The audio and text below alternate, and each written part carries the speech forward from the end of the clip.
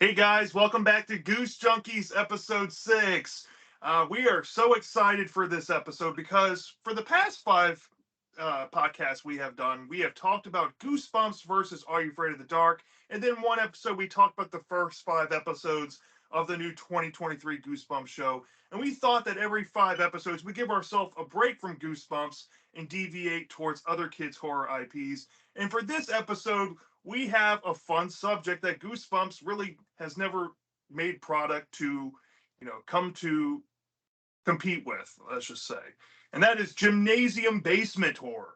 We have a classic episode from the Haunting Hour television show Mascot versus a revival era Are You Afraid of the Dark episode known as The Tale of Jake the Snake.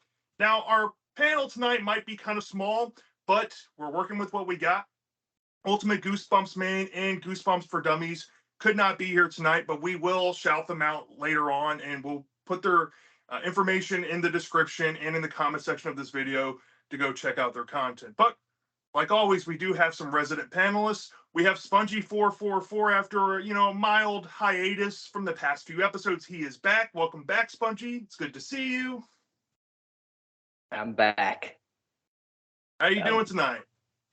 Yeah, I'm doing well. I'm glad to finally be back here. This should be fun. Oh yeah, it's good to see you. All right, and then we have Minnesota Goosebumps fan. How you doing tonight, Minnesota? Good. How are you? Doing good. You got the Santa hat on. You're in a festive mood. It looks like. All right, and then we have the man, the myth, the legend, BD Horror. How you doing tonight, BD Horror? Yo, people of the night. It is the devious doo-doo demon himself. I'm not recording from the toilet today because this is actually a couple of good episodes this time. So be prepared, y'all. It's going to be fun.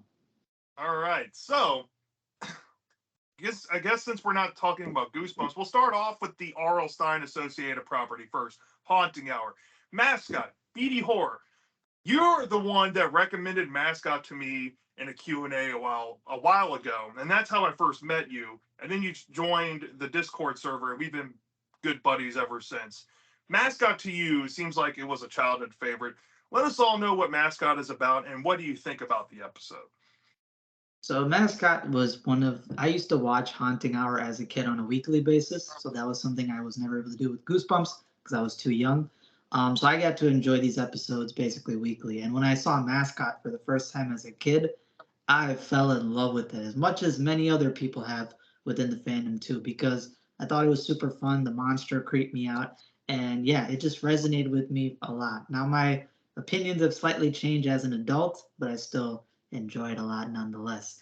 Basically, Mascot is about these two high schoolers named Willie and Drake, and they basically are watching their basketball game happen, and their basketball team keeps on losing in this school.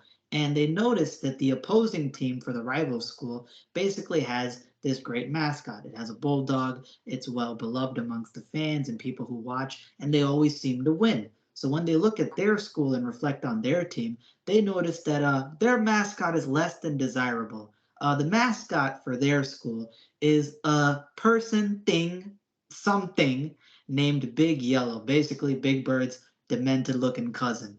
And this guy is terrifying. First of all, shout out to whoever made the design of Big Yellow. This thing is creepy, it's huge, it looks freaky, and their team keeps on losing. So Willie and Drake think that it may be a bad luck omen, and they have to find a new mascot. After looking at some of the school rules, they find out that they can audition for a new mascot as long as they have a certain amount of signatures and the principal's approval. Once they get that, they start doing auditions. But they find out that, Big Yellow may have a thing or two to say about that. And there unfolds into a pretty crazy story. So, what do I think about this episode? I loved it as a kid. I probably would have put it in my top 3 Haunting Hour episodes from what I've seen. But now, as I'm older, I still enjoy it a lot. I think that the main villain, Big Yellow, is super creepy. Shout out to whoever made the design of Big Yellow. It is terrifying. I mean, this thing is huge. It's got giant claws. It's got those freaky eyes. It's got the crazy, teeth. It's actually funny because Creepshow came out with a comic story recently called Shingo. And Shingo reminded me a lot of Big Yellow. They both have imposing sizes, crazy eyes and similar stuff. And it's very effective. Big Yellow has a body count. He murders people. The way he does it is quite disturbing. And you have obviously a very creepy and ominous atmosphere. These kids visit Big Yellow's basically like office or place that he stays, which is down in the basement of the school. And that's terrifying. It's boarded up. It looks abandoned. There's these creepy yellow lights. And when they first arrive at Big Yellow's door, he's basically watching them through behind the boarded up door. And when they try to give him a note underneath, he snatches it up and basically starts threatening them. So it's a very creepy episode. And the ending, what happens to Willie is super dark. The fact that he has to get basically digested for God knows how long with the other guy while he's screaming for help, that's terrifying. However, there are a few weaknesses about this episode that I gotta highlight. And the biggest one is the fact that the staff at this school are the worst employees I've ever seen in my life. They are comically useless and stupid. First of all, none of them know who Big Yellow is. Apparently, Big Yellow is this guy who's apparently been there for a long time. And there was an old, I guess, recruit manager who hired him. And then I guess he went conveniently missing. And ever since then, they don't know who's behind the costume. The coach is working out all the time and he's basically on steroids. He's just yelling at the kids all the time. You have the principal who's huffing his wings like they're like paint or something, like he's trying to get high off the fumes of the spices. Then you have this guy who inspects basketballs, like he's got these like monocles on and he's like making sure everything is okay, and he's no help to the kids. And then they find Big Yellow's ID. I swear to God, y'all. They find this man's ID and it has a picture of him in the costume. And the name says Big Yellow. Who took the picture of Big Yellow and did not question if he was who was under the mask? You just gotta ignore that for plot's sake. It is what it is. And then there's also a goofy scene where Willie gets stuck in Big Yellow's office and this mustard gas, I'm talking World War One mustard gas, starts filling up the vents and flooding him and basically choking him up. I don't know where Big Yellow found some mustard gas supply. Maybe he's just farting, you know what I mean? Maybe he's just letting out some gas. I don't know what this thing is capable of, but yo, man, he starts like straight chemical warfare to Willie. And I thought that was extremely random. I mean, as a kid, I thought it was terrifying. But then you become an adult and you're wondering, why is that a thing? Where does that come from? Who made that decision? So yeah, it has a few weaknesses, but I still think it's a fun episode. I would give it 8.8 out of 10. However, as veteran as I am, I want to hear Minnesota Goosebumps fan opinion because this is actually the first time that he's seen Haunting Hour. So what were your thoughts about it? So I just want to say I respect anybody who grew up with this because I have my own things I grew up with. Although I remember when we were making the thumbnail for this one, I was like, I have seen that monster. I don't know what it was at first, but I'm like, I've seen that like mask. And I was like, oh, it must be great. Like I've seen that everywhere before. Specifically when I was like 5, when the show was kind of, I think, still running even.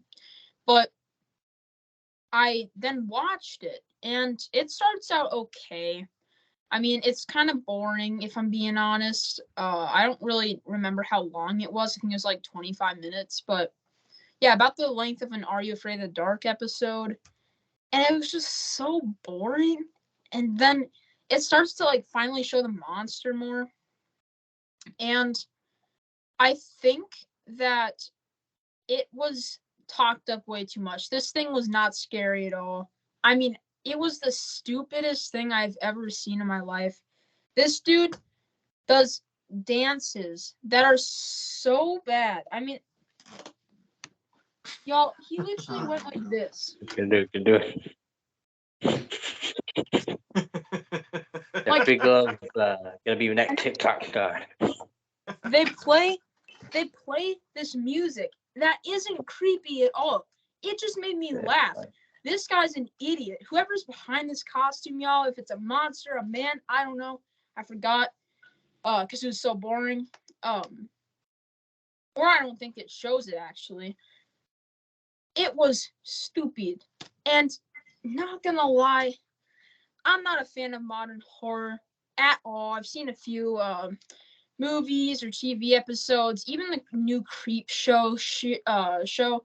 It's just kind of mid. You know, you got season 2, which is pretty good, but like season 1, 3, and 4 are bad. And yeah, especially season 4, that one sucks. Anyways, back to this episode though. The characters are awful. I did not enjoy them at all, and the beanie was 2011 or whatever this came out. I don't remember, but it reminds me of some kids I saw in like kindergarten. And then I just couldn't even.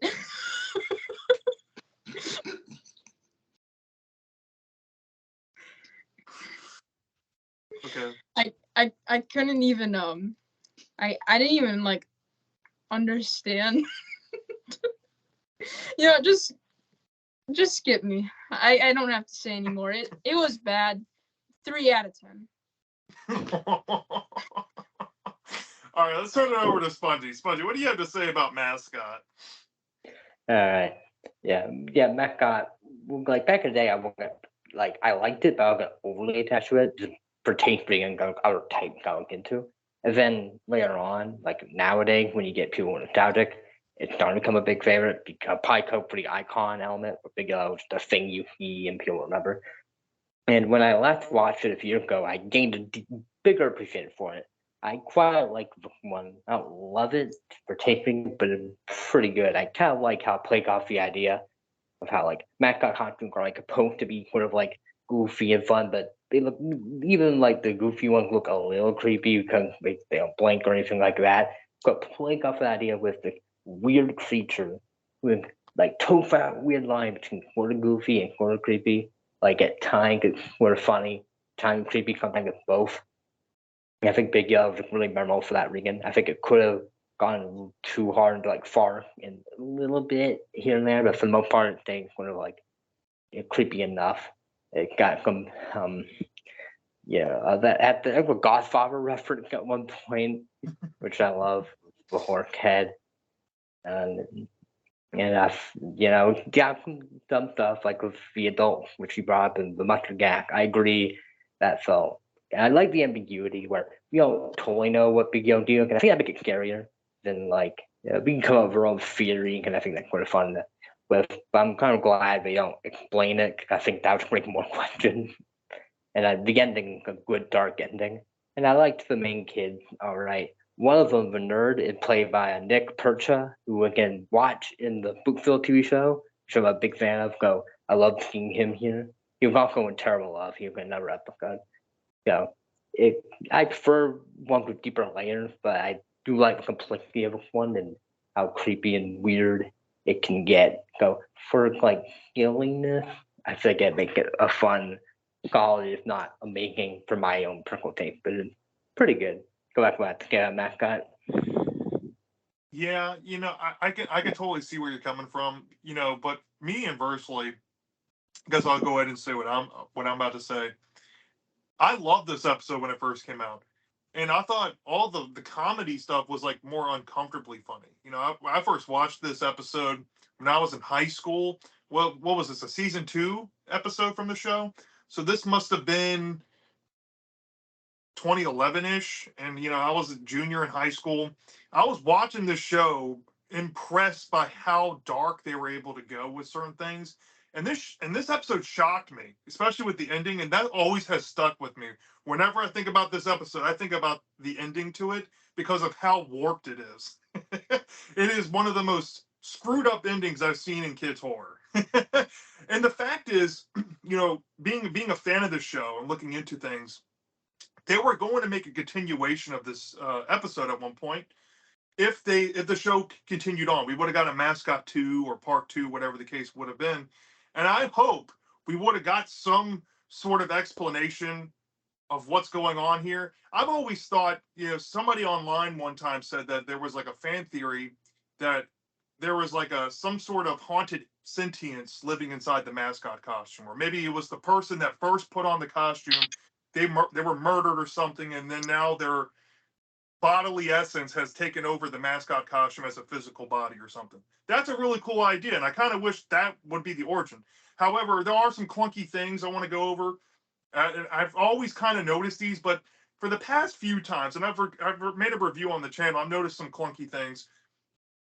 They say that this big yellow creature is based on a marsupial that is somewhat linked to the area they're in, but they don't really go into anything else about it. Like, what kind of marsupial is this? Marsupials are mainly on the Australian subcontinent, so where is this thing coming from? Don't know. It's very ambiguous, but I think that's what makes it work, right? You don't go over to over explaining anything. It works in a Michael Myers type of way. There's every time he's on screen, you feel his presence, and that blank stare with those bloodshot eyes will make you uncomfortably, laugh and uncomfortably feel nervous at the same time. And it's so effective. Yeah, there are some silly points where he's dancing and he can't move his hands or pick up anything, so he's just like doing this to a generic, teeny bopping school spirit dance song. But what saves it is the moments like the Godfather reference with the wolf head mascot, where it's implied that a kid was decapitated by Big Yellow's claws. Insane. Love that. I love the tension that the main character Willie feels when he's trapped in Big Yellow's lair. That always creeped me out. And like I said, the ending is absolutely amazing. The twist when you realize that what's underneath the mascot costume is insane. It's like, what's going on here? There's so many different elements there that it makes you want to see where the story continues, and I'm very sad it didn't. But you've already brought up a lot of things, BD. I said it in my review. The mustard gas in the lair, absolutely random. It does not belong in the episode. It kind of makes everything a little more cloudy than it should be. Like, what is this an ability? Is he like farting into the vents? Is he, releasing a grenade of killer mustard gas? What's going on here? It's just there for plot convenience. The whole scene where his best friend is sleeping through a blaring movie, almost full volume. You got to be kidding me. I mean, I could be a heavy sleeper too, but that's a little egregious. You can't hear the phone or the blaring TV. Nonsense to me. And I think the dumbest thing I think I've seen in some kids' horror is the scene where, his friend goes down to Big Yellow's lair to see where Willie's at. And they find the gym teacher there, and the gym teacher's like, oh, there's a break-in at the school. They called me to come look at it. I'm thinking, why are they calling the gym teacher to come investigate a break-in at a school? The adults in this episode have no brains. All of them are written dumb to facilitate the plot, and that can be irritating, especially with adult eyes. I don't think kids would notice it, but it is a glaring issue with the story. But yeah, I have a lot of love for it. I do see the charm in it, and I do see the iconography of Big Yellow. He is definitely one of the bigger, more recognizable monsters from the show. Bruce, you had your hand up. Do you have anything you want to add? So I actually have to add on to that one scene. This is the most, like, I know it's supposed to make you feel like worried for the main character here, but where the little kid makes this super little kid, by the way. I think this kid's like my age, but he looks little. I do too. Oh, Ultimate might join in a second, but anyways, he actually in the scene where he's like, the guy's like, weren't you the one that was talking about that big yellow costume the other day? And he's like, I gotta go. And it's like, why are you raising suspicion to yourself? Like, yeah, you're in a hurry or whatever, but like, come on. He's the same age as me. You're like under pressure. You're gonna act stupid, but you're not gonna act that stupid. You might as well just let him die. I mean, come on. BD, what were you gonna say about him being related to who? I want everyone to hear it. What? I'm sorry, I lost that. That you think that Willie looks Oh just yeah. Goosebumps for So dummies. I so don't I see it. didn't notice this until like I rewatched because I've seen this episode like 3 or 4 times. It's like my fourth or fifth time I saw it. Yo, Goosebumps for Dummies could not join us today. Willie is his long lost brother. We need to do some like lineage plan or something. These guys sound the exact same. I promise y'all. Same way of talking, same sort of personalities, same voices. So that was just something I noticed about the episode. Yeah, I think we just got a message from Ultimate Goosebumps man wanting an invite. Does somebody want to shoot him an invite to see if he can come in? Yeah, Yeah, go ahead, Bruce. But in the meantime, I think one other thing I should add is that in both of these stories we're talking about tonight, there is a lot of disbelief you got to put at the door. Yes. With all these disappearances going on with the mascot Big Yellow, you would think that the adults in this story would put some vested stock in investigations looking into the background of this person. All these people have gone missing, last seen with this mascot, and nobody has thought of contacting the authorities, putting any ray of suspicion on Big Yellow. There seems to be knowledge where he's at by the adults, where he's constantly at in his office, but nobody's doing a thing. And that's what always struck me as off about this episode. And I guess it's done to be for more mystery's sake, but it's so egregious to think about because it's one of those things. The more you think about it, the less it makes sense. BD, you want to add to that? Oh yeah, I was gonna say that there's like a Stephen King quote from one of his interviews that I think applies to this kind of episode, which is basically I think he was talking about like not everything needs to be explained. Sometimes the mystery itself kind of makes it more creepy and adds to it. So I think with this whole mascot episode, if you're watching this for the first time and you want to just enjoy a fun episode, fun villain, just go into this, believe whatever the story says, and just enjoy it for what it is. Because I remember like there's some like Big Yellow. If you put the disbelief aside, he's a super creepy villain, like the Godfather scene. I forgot to talk about that. The implications of that scene are so terrifying because since the wolf head is in the bed with Willie, that means that Big Yellow broke into his house, went into his room, and probably watched him sleeping for hours, and then basically dragged the covers off and put that under there. So this guy is genuinely like the boogeyman. It's like the boogeyman in a more goofy kind of fun form. But yeah, if you want to enjoy that, you have to put disbelief because I'm not gonna lie, when he opened up that ID and it showed Big Yellow and his name on there, you lose all sense of disbelief. And also, another thing that I forgot to mention, the ending scene with basically Drake yelling at Willie from Big Yellow, and you hear the cell phone ringing. There's a big question that was raised in my mind, which is why doesn't Drake just get a teacher and then start calling Willie and they hear the ringing inside of Big Yellow? Because let's say they don't believe that he ate Willie or not, right? They're still going to be wondering why he has the kid's phone and he's going to ask to cough it up. So, Well, the phone was going to die. Remember that? oh, So there was that's a true. sense of urgency. There is Mhm. some believability there, Right, but the right. phone was going to die, and it did die, I think. Did that. So, and we have a new guest, Ultimate Goosebumps man, joined a little bit late. You didn't miss much. We're only in the first episode. We're talking about Mascot. If you want the floor, did you watch the episode? And if you did, what do you think about Mascot? Yeah, I've seen Mascot a few times. I think it's one of my favorite episodes of The Haunting Hour. I think there's just a lot of really great elements that they used. I don't know, it's hard to really explain it. I just think it was a really well-crafted episode. I think Big Yellow is both hilarious and also intimidating. And I think like the practical effects on that costume look so good as well. Like with the way his eyebrows can move and I think a lot of that stuff is really well made. And I think the characters are pretty well done. Willie is like the kind of purposely unlikable character that you kind of want to see come up in. It's like you get a lot in these Haunting Hour episodes. And then you have Drake, which is the more, down to earth friend that a lot of these also have.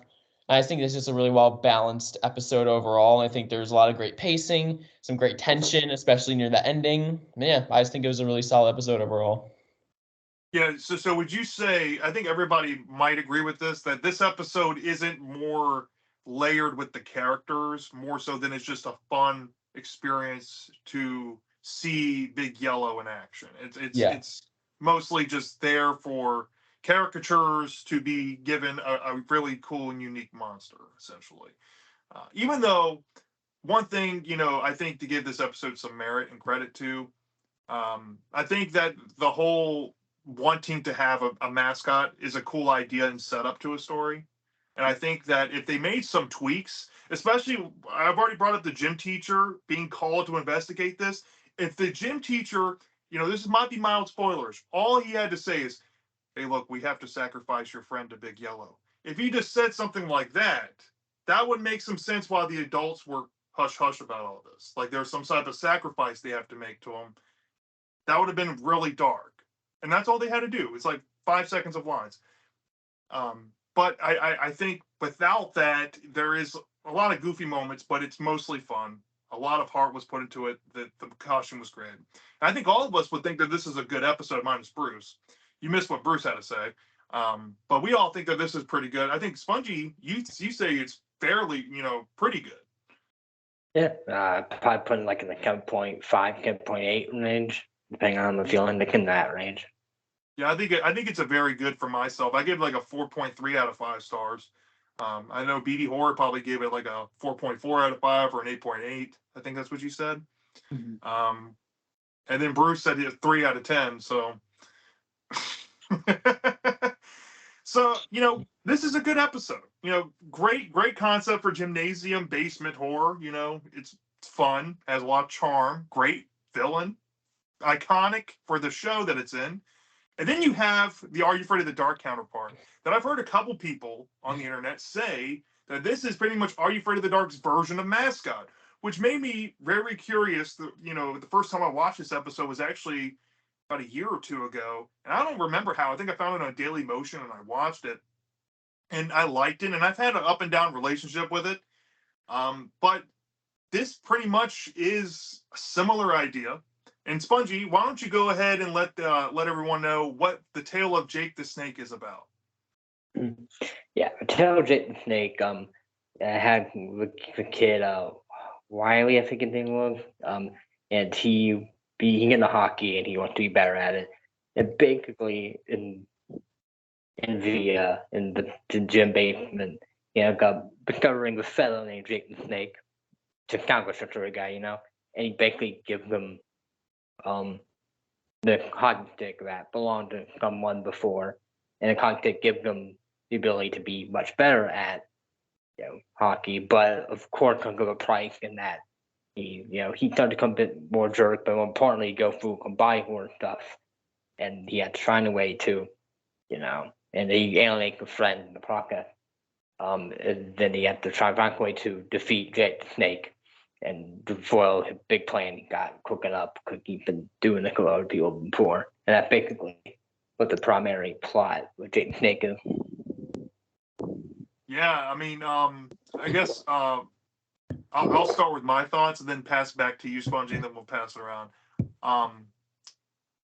I think that this is probably one of Dark's more ambitious episodes, at least in terms of practical effects and body horror.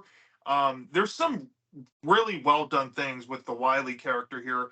And I think that if you take some things literally going on with this metamorphosis, like figuratively, right? Where you see his arm in like after he wakes up from a nightmare, and you see his like skin falling off onto the floor. It's gross, and then he has to put ointment on his face, and there's skin patches, and there's pieces of skin dangling from his chin and his jawline. I'm like, this is disgusting, and I'm all here for it. I'm like, this is great stuff. This is some of the more, I think, outwardly scary body horror stuff you'll see in this show. And if you're a fan of that, there are some other episodes with similar concepts. If not, this episode took straight from those. Dark Dragon and Bacon Lot, I know you've mentioned Spongy, but I thought this was pretty well done in the body horror of it all. There are some reoccurring characters that we see from like other shows, like Goosebumps. Clark from How to Kill a Monster plays the best friend Zach in this episode. I forget the actor's name, but he's in a lot of kids horror stuff from this time period.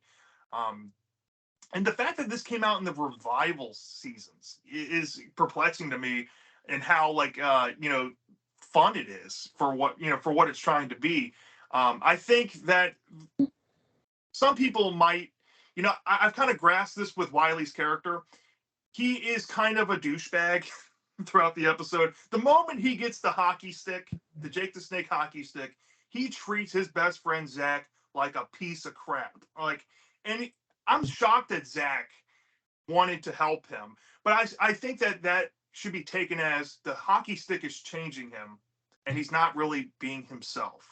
So you can kind of use the haunted mask cop out, like, hey, this isn't Carly Beth doing this. This is the mask Carly Beth doing this. So I can kind of let some of that stuff slide. The whole thing about him trying to eat a rat is kind of corny. There are some corny things about the episode. We could talk about the terrible CGI King Cobra from the bedroom scene. That is probably some of the worst Are You Afraid of the Dark CGI. And I don't get it, because they had real snakes, or at least believable snakes, in the snake pit in the climax. There might have been some CGI in there, and they had good practical effects on Wiley. I don't know if they did the Cobra for budget, or maybe they just picked the Cobra because they thought it was a menacing snake, and because they can't use a real Cobra, they're just gonna CGI it. There's so many other things you could have put there, but it blows my mind. But like I said, I think this is a little more layered compared to Mascot, where you see a character arc with Wiley. You actually see an arc with Zach too. You see them get estranged because of this hockey obsession with Wiley. The more he uses the stick, the more he loses himself. Zach has to, save his friend. Wiley tries to make a sacrifice, thinking that, he'd rather become what he is becoming than see his best friend suffer a grisly fate. And, I do think that there's more emotions there than Mascot has, but the execution might not be the best here. I think we'll all agree on that as I pass it around. Spongy, what do you think about the tale of Jake the Snake? Go. Like, last time I watched it at Marathon Keurig, I took notes right away what borrowed from Dark Dragon and Vacant Lot. At first I was like, really, we've already done the kind of story a couple times. And I feel like good is lesser than those two, in my opinion. I don't know if any of y'all seen those and what you think. I like those more. And this felt like a more simplistic curveball version, though. Wiley, he's all right, but he's not like that. What did he go through again that deep? Compared to other take on the story in general. Crack horror hurt, but the body horror was really cool. Jake is fun. The CGI is bad. Especially during that period in the late 90s, early 2000s, where CG became a lot easier and cheaper to do. So you got a lot of movies and teacher got lazy, just threw CGI on the screen, and a lot of times it just didn't look good even back then. Like even back then, the cat looked bad. He and Kevin are very dark, but Ron King used it more. He and Kevin got better with it. This just looks bad, but especially that. But I did enjoy the climax and how things got more wrapped up with the friendship element. So it is definitely on the bank again for the type of story, and I feel like it's not even for like the scenes, the better ones that I like more. But I think it's a good fun episode, and if you haven't seen Dragon Vic a lot, then the comparisons aren't going to matter. You'll just enjoy it for what it is. It's not a deep take on the type of thing, but you can have fun with it.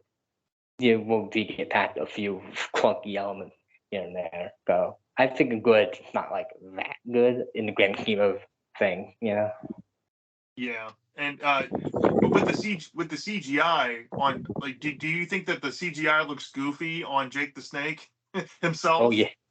Oh yeah, The black hood, the black face mask, and the CGI teeth. Mm-hmm. It takes some getting used to, I would say. I'm curious to see what Bruce has to say, because this was the first time watch for Bruce, and this I think was one of the first revival era episodes we got to watch with you. What did you think about Tale of Jake the Snake? It was great. I'd say like an 8 out of 10 on this one. One of the better dark episodes so far. I would still say Phantom Cab is better, but this was pretty good. What? So, I actually really like the CGI on Jake the Snake. I actually like. I'm not joking here. It actually looks really good for what time period it came out in. A lot better than most of the Goosebumps CGI. And I also think that the whole arc, like you were talking about, was actually one of the best, like I'm saying, kids media in general arc stories I've ever seen, and it was done in 20 minutes. That is pretty dang great. Most of these dark episodes have some pretty interesting characters, like Phantom Cab, once again, has like the weirdest characters ever, but they're amazing too, so who cares? But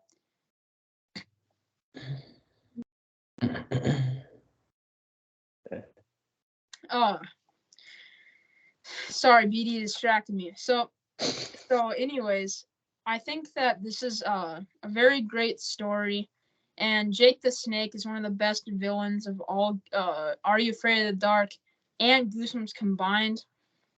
And the CGI is actually really good. So 8.5 out of 10 for this one, folks. Whatever these people say, if they say it's mid, they're just lying to you. I did actually pay them to say it's mid just so that I can have a different opinions. Okay, I really like this episode too. It's actually not that far off from my opinion of Mascot, if I'm being honest. There's give and takes with both. I think it's going to come down to the presentation and the execution at the end of the day, though. I feel so. Let's pass it over to Ultimate Goosebumps, man. What did you think about the Tale of Jake the Snake?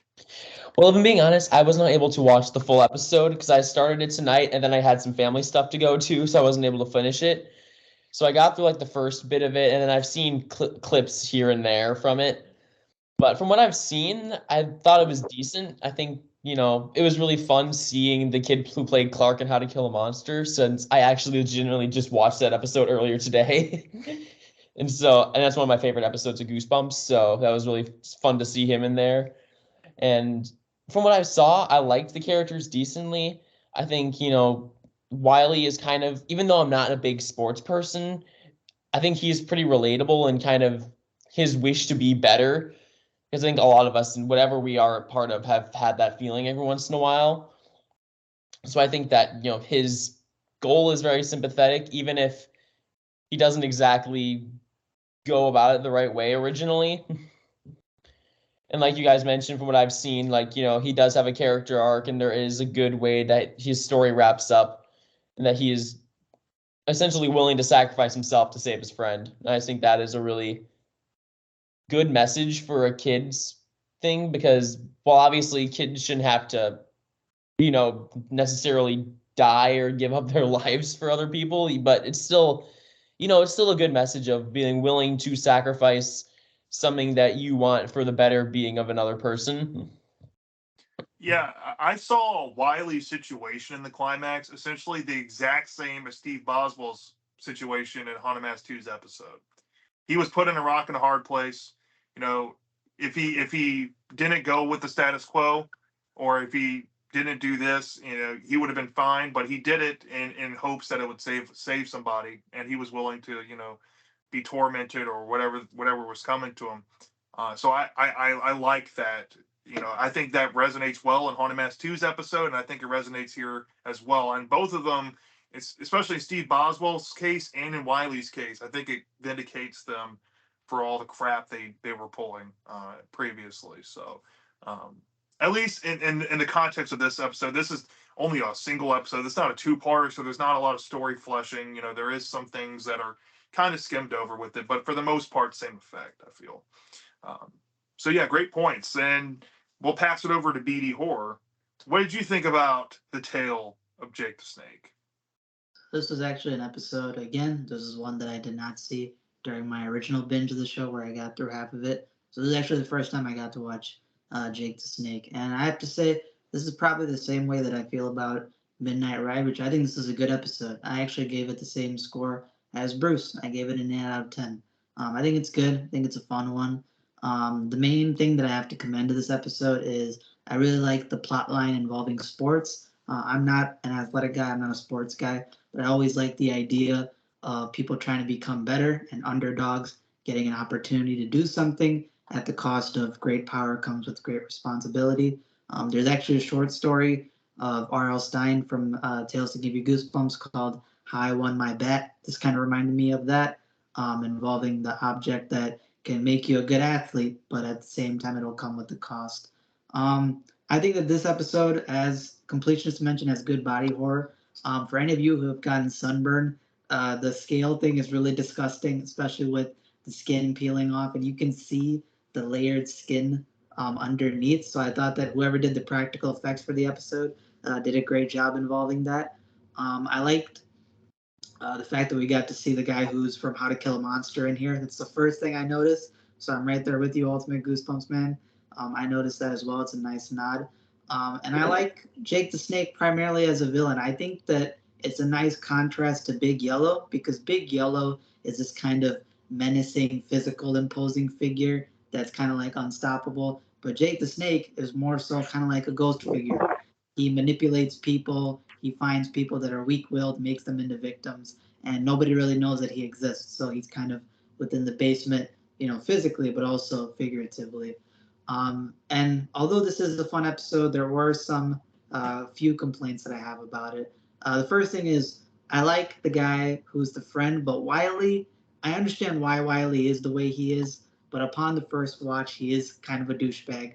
I can't really feel too much sympathy towards him because he very much turns on his best friend, and he kind of turns on him in all the ways possible. He shuns him, and then he starts clowning him and saying, you can't be a good athlete, even though he willingly knows that he's not a good athlete. It's only because of the stick.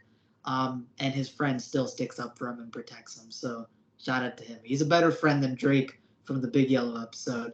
And then also another complaint that I have is, I'm sorry, the CGI, y'all.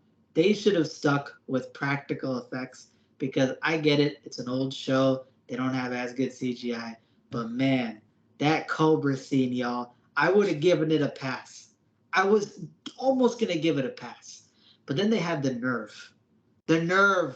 to zoom in on the Cobra. And that is some of the worst animation I've ever seen in my life. That was the best part. In a different reality. That is the stupidest thing I have ever seen in my life. And to add insult to injury, y'all, when you get to the climax and you get to see the snake pit scene, I didn't notice this until I started like rewinding certain parts of the episode. For some reason, they didn't decide to just get like a bunch of pet snakes. They decided to do real snakes, toy snakes, actual toy snakes, and CGI snakes all at the same time. So when you're watching that pit scene, you have three different things which don't look like they belong together. And it kind of just takes me out of the episode where I physically am looking at that and I can't take it seriously. And Jake the Snake, I don't know why they did those type of eyes. They could have done some practical effect or something better. So those are kind of my weaknesses. It's still a fun episode. Still think it's fun. I give it an 8 out of 10. Shout out to Bruce's Snake. And yeah, if you guys want a fun episode to watch, I would check this out. It has a more interesting plot line than Big Yellow, so that's a good point to it. But in terms of execution, no, I'm sorry, it wasn't as good. So those are my thoughts. One thing I want to add that I don't think anybody's touched on yet is the fact that, I've already touched on it in Mascot. There's some disbelief. When you look at this snake pit, you have to put a lot at the door because it's all taken in quite literally that these snakes were once humans. They were turned into snakes by a hockey stick, a magic hockey stick that actually turns into a CGI cobra. This is where the cobra originates from. And how Zach handles that in the end is so kind of non-believable, but it's fine. But anyway, that many snakes, you would think that people would go searching around the school. Where's the investigations into all these disappearances? Wouldn't you think that people would know how many people went and disappeared on the hockey team alone? I mean, there's some really obvious plot holes there if you want to sit down and think about it, right? But you've already brought it up. It's supposed to be something that you're not supposed to think about. You're supposed to just take it all in as it comes and just let it be its thing. But that is noticeable to me. But at the same time, I really don't understand what Jake's motive is with the snakes. I mean, he turns into a snake himself, and he's like the grandmaster snake. He doesn't turn into a regular looking snake. He can walk. He has claw hands. Cool stuff. But what is he planning on doing with these snakes? Is it? Did you ever pick up on that? I don't think I did this time watching it for this podcast. It's just there. He just wants to turn people into snakes. BD? Yeah, I was gonna say too. You brought up a good point that he's like the grandmaster snake, kind of, which is really odd because the snake pit has like hundreds of snakes in it. So let's say he's the ultimate snake, whatever, right? I would assume that the first person who became, the snake would have been the first one. So it's either all these victims, these hundreds of kids went missing, and then Jake randomly is the chosen one for some reason that's not explained, or he acquired all these victims in the time, like in his lifespan. So apparently all these kids have gone missing within just a few years. So that part was a little bit, I caught on to that initially, where I'm like, I have to disbelieve, but at the same time, this is kind of crazy. This is more crazy than Mascot, because let's be real, Mascot, what, he only has two bodies, really? The old manager who hired him, and then the Wolfie guy, which is confirmed. Here, it's like hundreds of kids that are going missing, either within a span of a decade or across that, older than that. Yeah, and I kind of want to mention this about comparing Big Yellow to Jake the Snake real quick. I think this would be kind of fun to do. Big Yellow is a kind of monster that he only attacks when provoked. Jake the Snake is actively looking for victims. There's a lot more sinisterism for Jake the Snake than Mascot. Let's just get out the way. Mascot is literally like a Jason Voorhees type of character. Doesn't talk. There's really no personality other than he's a big hulking presence that you don't want to mess with. Jake the Snake is more conniving, like a Freddy Krueger. He's manipulating you. He's trying to get you to buy his snake oil, pun intended, so you can fall into the trap and become one of his servants. I mean, I guess it depends on what you're looking for. But what do y'all think is the better approach? Do y'all think it's Big Yellow being a hulking menace, silent type of monster, or do you think it's the more conniving, mind gamey Jake the Snake? And I'll leave it at. Okay, so you think Jake, Bruce? Why do you think Jake? Because Jake is like the Terminator of villains for kids horror, and the Mascot is like your average Sunday morning cartoon that looks like garbage. I don't even know what that was. I don't want to be rude. I get that, fans, but it's stupid. It just made me less scared, honestly. It kind of looks.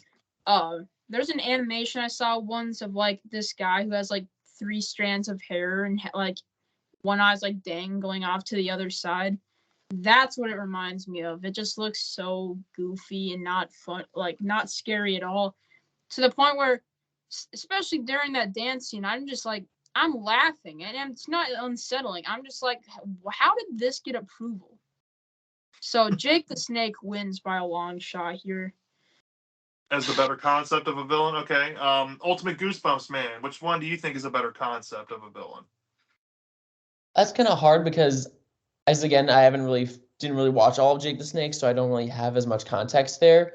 But if we're talking conceptually, I will, based on what you guys have said, I think Jake the Snake is more manipulative. He has, I think he's more sinister in that sense. But I'm still partial to Big Yellow just because I love Mascot and I've seen it so many times that it's one of my favorite Haunting Hour episodes. So I think you guys have kind of a partial bias to Big Yellow. Okay, that's fair. Spongy, what do you think is better concept of the villain? Yeah. Depending on what you're looking for, because I do like the approach Big Yellow where it's sort of your own fault if something happened, because they went prodding.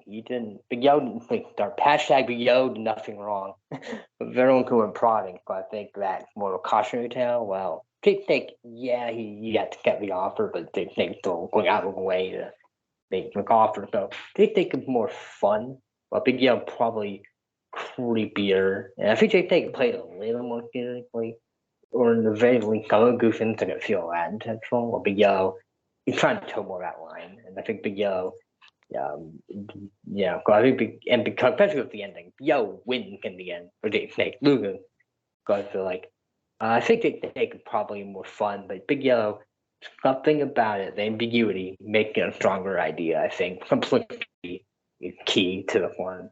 And so that's what I think. Yeah, I really agree with you there. Um, Big Yellow's like prodding the sleeping bear, and Jake the Snake's like the howling coyote. I mean, the coyote, he can outrun you, but you can probably scare him off. You prod the sleeping bear and you wake him up, he can snatch you and do something terrible to you. I mean, to me, I think it's kind of funny because when I think about like Jason Voorhees and Freddy, which one's scary? Obviously Jason, because he doesn't talk. It doesn't seem like you can barter with him. He doesn't give you anything back, so you're getting nothing but silence, and you can only interpret what that silence means. Mascot has that same exact effect. He can only speak with eye contact and his eyebrows moving up and down. That is creepy. I think that's inherently scarier as a villain concept. However, the diabolicalness of Jake the Snake is also very well done. So it comes down to what your preference is, right? For me, given both products as is, I definitely think that Mascot is more sinister in it all. I guess, like I said, in terms of execution, so I'm gonna give it to Big Yellow as the better villain concept, at least in terms of how it was handled. I think if Jake the Snake had a better motive and those motives were more clear with the snake pit and all that, maybe hypothetical Jake the Snake win for me, but I'm gonna give it to Big Yellow, and I'm gonna turn it over to BD Horror. Which one do you think is a better villain concept? I think it's kind of hard because narratively they're both extremely different. So I think it depends on what you're going for. Jake the Snake is very much he's a manipulative kind of figure where he's preying upon the weak and using your own weaknesses and insecurities against you.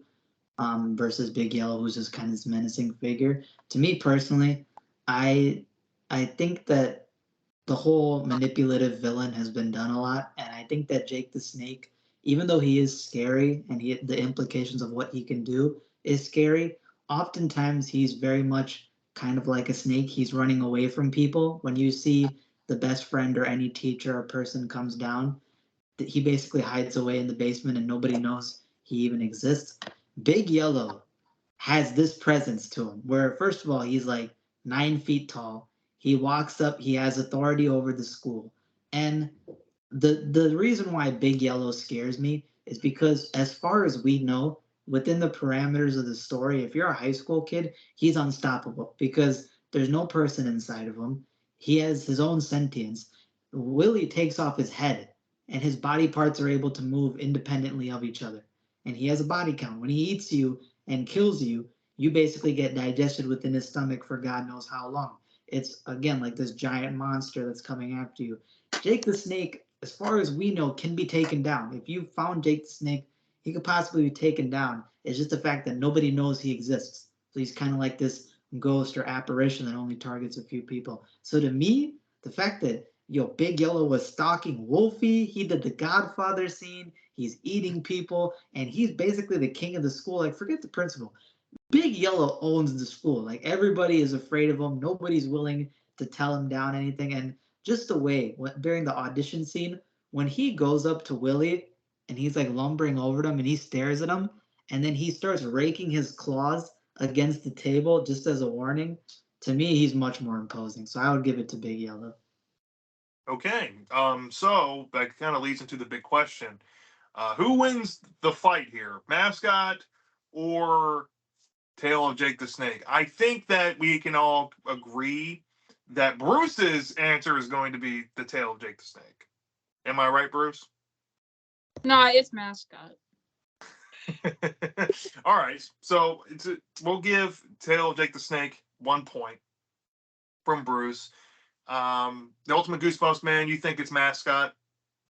So Mascot, I think Spongy, you're going to say Mascot, correct? Yeah. Just taking good at Mascot hit harder. I think it's a big stand out for me. Hits harder, okay. And BD, I think you're going to give it to Mascot too. Yeah, Mascot's more iconic to me. It has better execution, even though Jake the Snake had a better plot, which is kind of something that Are You Afraid of the Dark is kind of known for at this point. So I would give it to Mascot. Yeah, and we've noted this, a couple of times on these episodes that Are You Afraid of the Dark normally has better episode concepts or story concepts, but the execution is usually done better in its opponent. And it's no different here. I'm going to say that Mascot's the better episode, and we're going to give Haunting Hour its first win on this podcast. And Are You Afraid of the Dark has now taken another L, but Haunting Hour has one, Are You Afraid of the Dark has one, and I think Goosebumps has three. So that's the running tally. And because this is a Mascot, gymnasium horror themed episode, we thought, why not have the discussion centered around mascots of kids horror? And we thought we'd pick the big horror franchises that you can think of. I think the ones we picked were Goosebumps, Are You Afraid of the Dark, Haunting Hour. Did you want to include a fourth, or do you just want to leave it at those three? I have to go. Three should be fine. I have to go. You have to go, We've done the Spongy? main thing. I gotta go. I wanted to wait until we done the main thing. Go. You all have fun. All right. It's good to have you, Spongy. Yeah. See ya. Yeah. All right. So I guess we'll just leave it with those three. Why not? And I'll pass it over to Ultimate Goosebumps, man. If you had to pick mascots of kids horror from the big three, what mascots would you pick, and from what episodes, and why? All right, so for me, I would say from Goosebumps, we're specifically talking about the TV show. I would say Mr. Mortman from Girl Who Cried Monster. He is one of my all-time favorite monsters and villains. Girl Who Cried Monster is in my top 10 or even top 5 episodes. I absolutely love it. I think Mr. Mortman's a terrifying villain, and I think his design and just the way he acts is really creepy, and just and Eugene Lipinski plays him so well in that episode. And he just left such a big impact on me. If we're talking, Are You Afraid of the Dark?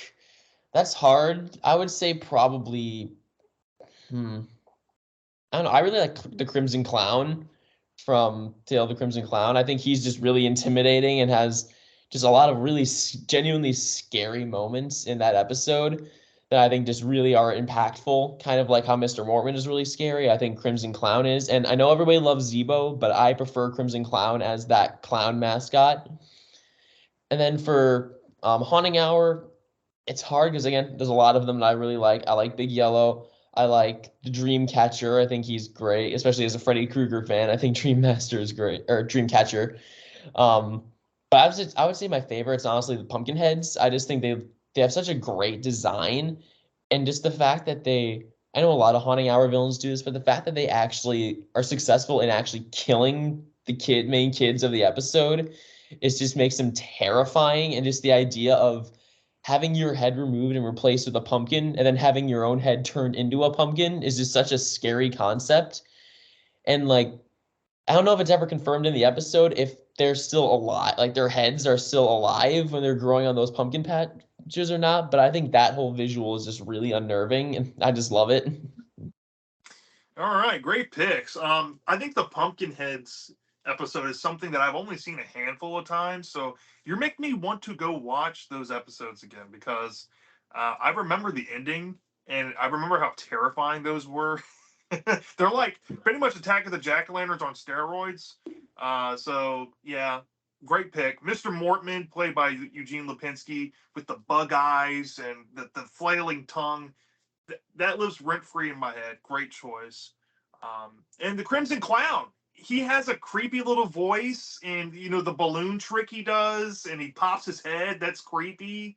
When I saw that when I was, maybe like, I think I saw that when I was maybe 18 or 19 for the first time. That actually creeped me out a little bit too. So I understand all your picks there. We're going to pass it over to Bruce. Bruce, I know you haven't watched much Haunting Hour or Are You Afraid of the Dark, but given that what you've seen from those shows, maybe in photos, and I think you do recognize some of them from some of the episodes. You have mentioned that before. What mascots would you pick as the first things you think about when you think about Are You Afraid of the Dark, Haunting Hour, and Goosebumps? So I think something that I need to establish quick because it is actually a very interesting rabbit hole I've fallen into many times. But one of the main things that catches your eye and makes you like kind of love something is, of course, like a mascot. Let's just like, so you got, holiday mascots, duh. You got music mascots. You got fast food mascots. You have a lot of mascots. I could go on and on for days. There are tire companies that have mascots, folks. So if I had to say something, it's usually that these mascots have been like part of the brand, let's just say for those, for a very long time. Either when they first started, like it was just part of the whole thing, or very early on in the business, and I also want to say that also contributes to these three franchises here. Now, yes, this one is kind of the obvious answer. It's considered the mascot, but for Goosebumps, it'll always be Curly. Now, although he never appeared in like an episode, obviously, or like he did appear in a few books, like Tales Book 1, but there's like one thing that makes it the obvious standout, and that's that the Scholastic and Parachute wanted a very recognizable thing to summarize Goosebumps in one character to put out for merchandise. If you know anything about the merchandise, Curly is on so much stuff, 75%, I'd say. So, in my opinion, he does perfectly summarize up Goosebumps. He is like cool, I guess, for kids. And then he also has like all these wacky colors like blue, like very bright blue glasses, pink mohawk, a red and green scarf. It's all that you want in something like that.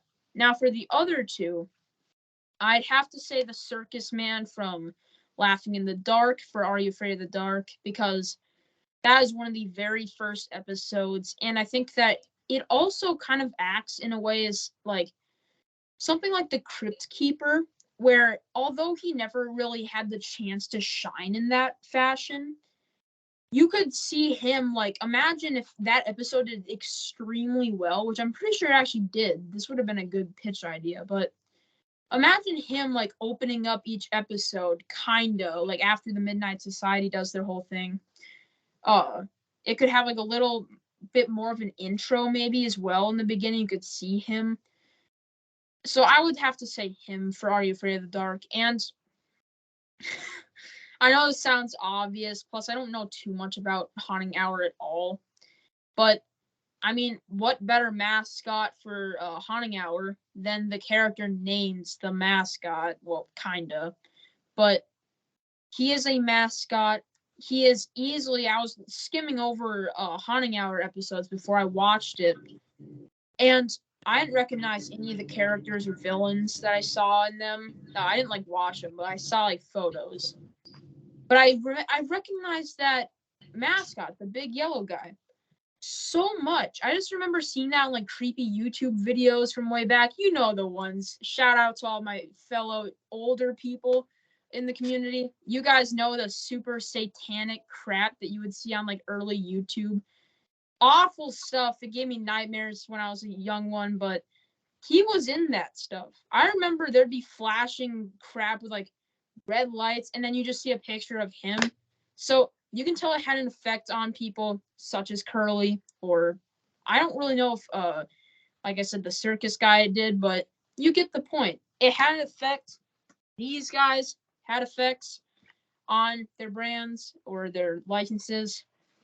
And so I'm going to have to give it to the mascot. Although I don't think he's very scary when he's actually on screen moving, he is kind of creepy. He is creepy if he's just standing still, just boom, right there. He does look kind of intimidating. But once you see him in action, like I said, it kind of gets a little bit rough for me. But I know that a lot of people actually do find him scary, apparently. So, yeah, that's my thoughts. All right, so by the way, the character's name is Zebo. Yeah, the circus performer. The clown is Zebo. But yeah, Zebo, yeah, he's super popular. I totally understand that pick. Curly, no question. I mean, Curly's pretty much the old school mascot. And Big Yellow, logical choice. So great picks, I would say. Nothing to complain about. But BD Horror, what are your 3 mascots from each franchise? So for Goosebumps, it would be Aunt Dahlia from the old story. No, I'm kidding. It's not. So for Goosebumps, I'm gonna pick the one that I think is the most iconic for the TV show and also for the books. And honestly, in my opinion, this may spark controversy. I think this should be the mascot for Goosebumps, above Curly, above Slappy, above anybody else. The Haunted Mask will always be the mascot for Goosebumps for me. The Haunted Mask episode is the most iconic episode. It's the most famous one. If you ask your parents, your uncles, your aunts, they've all seen the Haunted Mask at one point or another. It's super relatable. I mean, R.L. Stein's own kid was the one that inspired him to do the story because he couldn't take off his mask. There's something about the merchandise and marketing of the Haunted Mask. I know my friend Completionist has one. We can all relate to it. We've all been on Halloween. We've all worn masks, and it's something that can relate to us becoming something more than we are. And it's super creepy. The design is iconic. Everybody recognizes it. Even though you may not be familiar with Goosebumps, you recognize the Haunted Mask from some place or another. And I think it does the best job. So that would be my choice for Goosebumps, the most creepy, the most creative, and the most relatable to people. Now for Haunting Hour, this one is tough because Haunting Hour to me has a lot more scarier villains than Goosebumps for the most part. And I think there's a lot of them that are creepy. You have, again, Big Yellow. He's iconic. You have the Pumpkinheads. I'm glad you brought up Pumpkinheads because they are nightmare fuel. And I've seen so many videos talking about Pumpkinheads and why it's so creepy to kids. You have Lily D. Lily D is Haunting Hour's version of Slappy, super creepy. But in my opinion, the villain that will always be the most iconic, the most terrifying, the most recognizable is the Dreamcatcher. Dreamcatcher has Haunting Hour's versions of Freddy Krueger, and the whole story revolving around Dreamcatcher is so creepy. The idea you have these Girl Scouts in the middle of the woods in these cabins, and you have the urban legend where the itsy bitsy spider climbed up. You know, you have all that stuff going on. You have the fact that he's kind of designed like a spider. He kind of crawls towards you in that kind of manner. He's got the pale white face. He's got the fangs. He's got the eyes with no pupils. And there's a line from Dreamcatcher which always stuck with me ever since I was young. And when I rewatched that episode, it's at the very end of the episode, and I think it's so scary, which is when the girl is caught within a dream and she's about to be basically eaten by the Dreamcatcher.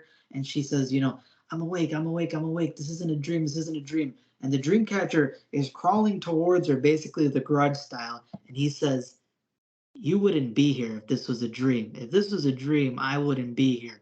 And I thought that was so terrifying. It's basically like a sleep paralysis demon within an episode format. So he's my mascot for Haunting Hour. And then for Are You Afraid of the Dark?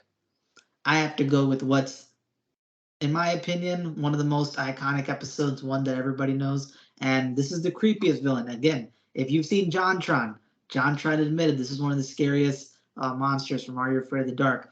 The pool creature from Dead Man's Float. The tail of the Dead Man's Float has this rotting skeleton corpse that walks out of the pool, and it's terrifying. The whole story about it is this kid drowned in a local school pool. That incident caused them to close down that school pool. They're not able to use it. And then this monstrosity comes out, and it looks like a rotting corpse. It's crawling out of this crystal clear water, so you have the nice contrast. And that's actually the reason why that episode is super iconic. I mean, I like the main characters in that episode, but the main reason why everybody knows Dead Man's Float is because people are wondering, how is this allowed in a kids' TV show on Nickelodeon? Nickelodeon, the one that always tries to be even more kid friendly sometimes than even Disney. They allowed this on there, and it's completely terrifying. So those are my 3 mascots for the 3 shows. Man, you picked a lot of ones I would have picked. For example, like Dreamcatcher, there's like 3 immediate things when I think of Haunting Hour, and Dreamcatcher is usually one of the first. Pool Zombie, I'm going to be honest, there's really no competition of the 3 real candidates for Are You Afraid of the Dark. It's either Zebo, the Ghastly Grinner, or the Pool Zombie. And to make that point even more poignant, in the season 1 of the revival show, they made a DVD release, and there was 3 old episodes included. And you know what three they were? Laughing in the Dark, Ghastly Grinner, and Dead Man's Flow. I mean, those three are the most iconic monsters from that show. You cannot debate that. And for Goosebumps, at least in the TV show, there's really only four candidates. You had the mummy that was in old Fox Kids commercials. You had the werewolf. And then you had the big two. It's either Slappy or Haunted Mask, right? So you pretty much nailed all of the big ones there. But for me, I'm going to kind of agree with some people and kind of diversify. Goosebumps for sure. When we're talking about the old show in the 90s, in my opinion, I think Haunted Mask 100% was the poster child for that old show. It was the most aired episode. The Haunted Mask was in a lot of Fox Kids commercials with Slappy. It wasn't just Slappy hosting this. I mean, the Haunted Mask was there. I mean, it was just as popular with Slappy. That to me is the face of Goosebumps. You know, that episode sold more VHSs than them all. That episode, went on to air on Fox Family and ABC Family on 31 Nights of Halloween every year, or whatever the promotion was. That is to me Goosebumps, and I'm not even gonna bend on that. For Are You Afraid of the Dark, I'm gonna say the only other one that hasn't been said, the Ghastly Grinner. And the Ghastly Grinner has to be the most Are You Afraid of the Dark villain we can mention here, because he not only is over the top, but he is a creepy clown that Are You Afraid of the Dark is known for. Except he's like a court jester with like blue liquid coming out of his mouth, and he can make people crazy. I mean, textbook Are You Afraid of the Dark stuff. I mean, so iconic. There's so much merch out there, so much fan merch that they've made for this character. I mean, you can't really dispute that. Now for Haunting Hour, this is where it gets interesting, because Haunting Hour, there's a lot more I think you can work with. You have Lily D, you have the Pumpkinheads, you have the Dream Catcher. I mean, there's so many others I can bring up, but there is one to me, and I think this is actually one of the more well-known episodes from the show that people don't give enough credit for. What's the one episode that doesn't really have a traditional monster that everybody knows about? Phantom Cab. Close. It's similar in idea, but from Haunting Hour. Oh. It involves a car. Yeah. Catching You know what I'm talking about. Catching Cold. Catching Cold is one of the more well-known episodes from the show. If you ask the majority of the casuals out there that've seen Haunting Hour, they'll be like, oh yeah, I remember the one with the ice cream truck. They always mention the one with the ice cream truck. And to me, the creamy cold ice cream truck is the mascot of Haunting Hour, and here's why. Not only is this a fun villain, because you don't know what it is, the villain's legitimately an ice cream truck that leaves addictive ice cream for, the Diary of a Wimpy Kid actor to get hooked on. I mean, how fun is that? And Jimmy Jeffries hiding in the back of the ice cream truck. Who's ever going to forget that reveal? I mean, it's just so iconic. I don't think people pay enough attention to how iconic that episode is in the show. To me, that kind of represents the out of the box thinking the show normally did. There was fun concepts with like aliens that eat your toes. There was fun things like Brush with Madness. You got people made of ink. Crazy stuff that you normally wouldn't think about. But to me, the creamy cold ice cream truck is the mascot. I mean, you can put that up there, and as long as you have the ice cream with the face on it, people know exactly where that came from. So I'm going to say that as my mascot, because everybody else had already said some ones, and if it's not going to be that, it's going to be Dreamcatcher, and I don't want to be boring. But yeah, I think we all picked some very good picks. Very, very good mascots for these shows. But then there are some bad picks for some of these IPs. And for episode 7, we're going to kind of wrap it up here. We're going to go into a pretty hated book from Goosebumps and a pretty hated episode from Are You Afraid of the Dark. And they both involve ghost dogs. Take a hint, y'all. We're going to be doing Barking Ghost versus The Tale of the Hungry Hounds. This is going to be a really fun episode, because you're going to see us wincing pretty much the entire time. I think some people might have aneurysms, and there's definitely going to be some fart noises coming out of people's mics because, and some people might be filming in the bathroom in case of an absolute emergency, because these are going to be kind of torture to revisit. We're going to be looking at Barking Ghost book and episode and The Tale of the Hungry Hounds. We're going to try to decide which one's better. And for the discussion, we're going to talk about dogs in kids horror or dog horror, and maybe recommend some actual good dog horror books that we've come across, if we have any to recommend.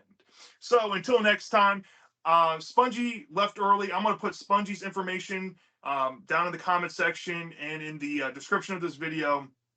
Goosebumps for Dummies couldn't make it tonight. Well, I'll also put his information there.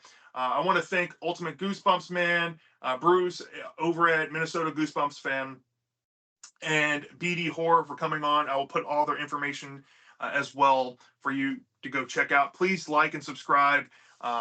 We love making these videos, and as long as you come out and support, we'll keep making it for you. Anybody else want to add anything before we go? Have a great All right. night. Have a great night, everyone. We'll see you next Bye, time. guys.